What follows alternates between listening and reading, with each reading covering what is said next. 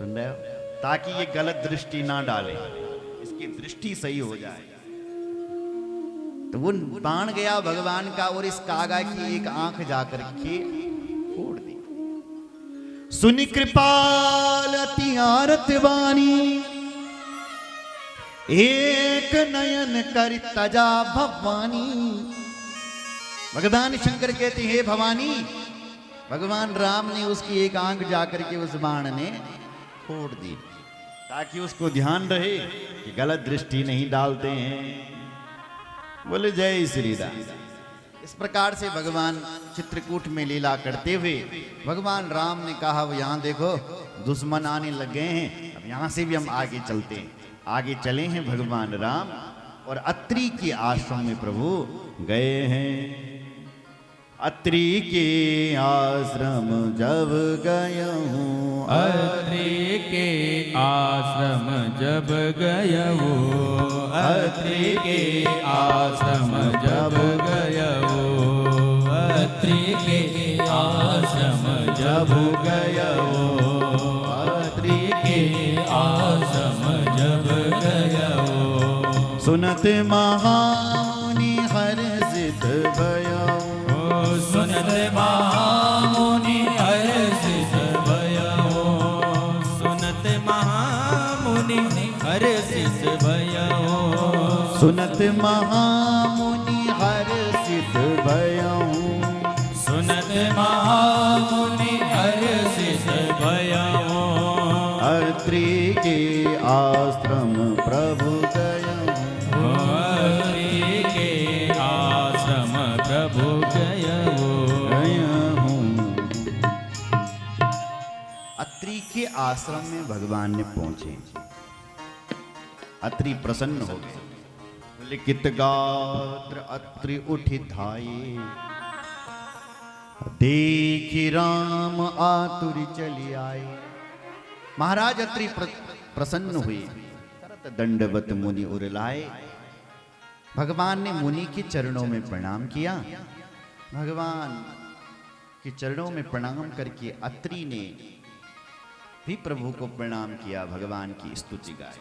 नमामि भक्तवत्सलं कृपालुशील कोमलम, भजामि ते पदाम्बुजम अनामिकाम स्वधामतम। प्रभु मैं आपके चरणों में खूब खूब प्रणाम करता हूं। अत्रि से भगवान का सत्संग होने लग गया। उसके बाद श्री राम, मां भगवती सीता, अनुसुईया मां के चरणों में गई। अनुसुईया भगवती बड़ी पतिव्रता है। इन्होंने ब्रह्मा, विष्णु और महेश तीनों देवताओं को अपना नन्ना नन्ना सा बच्चा बना लिया था अपने पतिव्रता के प्रताप से। सुन रहे? तो अनुसुईया के पद गई सीता, अनुसुईया के पद गए सीता, अनुसुईया के पद गए सीता, अनुसुईया के पद गए सीता।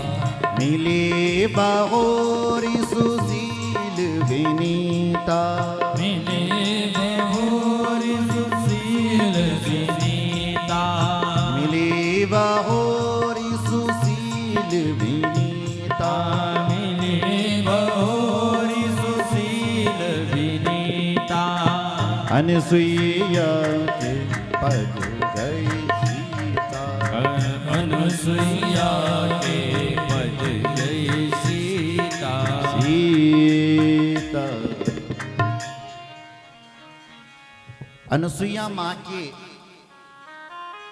चरणों में गई सीता। अनुसुईया कहती है, देवी सीता, तुमने बहुत अच्छा किया कि तुम अपने पति के साथ चल करके आई। देखो, आपत्ति काल में 4 लोगों की परीक्षा ली जाती है। सुन आप लेंगे, आपत्ति काल में, विपत्ति काल में बोलना 4 लोगों की परीक्षा ली जाती। किस किस धीरज धर्म मित्र और नारी आपद काल परखे अहिचारी। चारों की परीक्षा आपत्ति काल में ली जाती। धीरज तुम कत्या धैर्यवान बल, ये आपत्ति काल में पता चलेगा जब तुम पर विपदा आए, जब तुम्हारा बन बनाया काम नटेगा।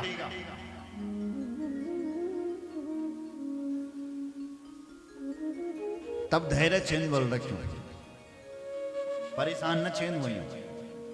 बोले जय श्री राम, धैर्य रखना चाहिए और ये सोचना चाहिए स्वयं जरा भगवान जो करता है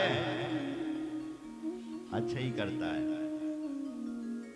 ये सोचना चाहिए। धीरज धर्म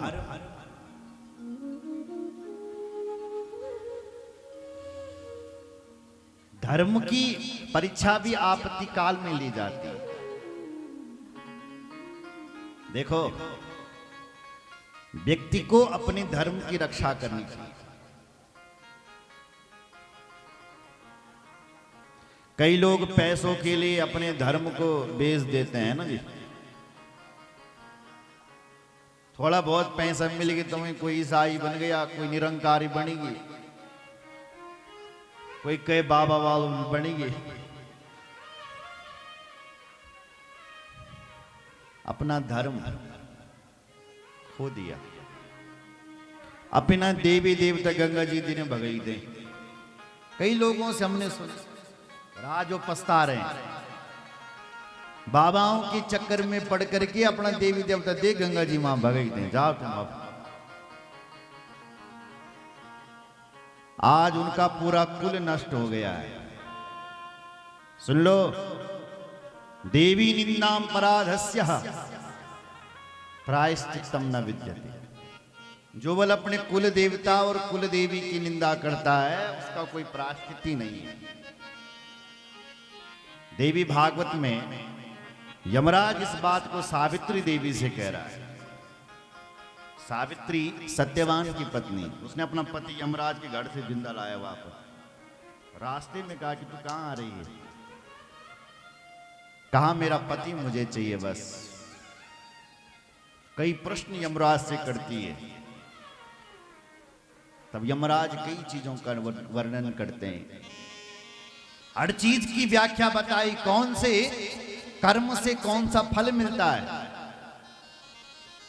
और कौन से कर्म करने से कौन सा नरक मिलता है। हर चीज के लिए नरक में प्रायश्चित बताया गया। लेकिन जो अपनी देवी देवताओं की निंदा कर बोलता है कोई प्रायश्चित ही नहीं।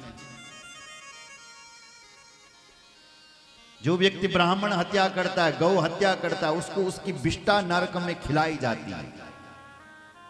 विष्ठा रूपी नरक में उसको रखा जाता है गंदगी में। और जब तैन भूख लगे तो वही गंदगी उसको खिलाई जाती है। हर चीज का प्रायश्चित है। लेकिन जो देवी देवताओं के अपने कुल देवताओं की निंदा करता है उसका कोई प्रायश्चित ही नहीं। सुन रहे? इसलिए अपने धर्म की रक्षा करें। सुन रहे हो? कौन हो तुम? बोलो। हम सनातनी हिंदू हैं। अभी आपने देखा पहलगांव में, वहां ये नहीं पूछा गया कि तुम्हारी जाति क्या है। जाति पूछी वहां, ये पूछा कि तुम कहां के हो? नहीं, ये पूछा कि ये हिंदू हैं, देख गोली मार। औरों को नहीं मारी, जो हिंदू थे उन्हीं को गोली लगी, उन्हीं को मारी। तो हिंदू सब एक हो जाओ,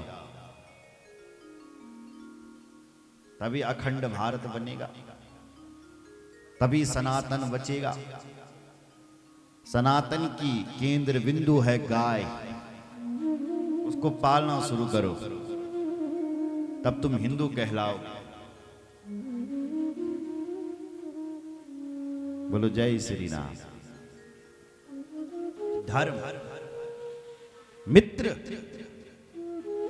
मित्र की परीक्षा भी आपत्ति काल में ली जाती।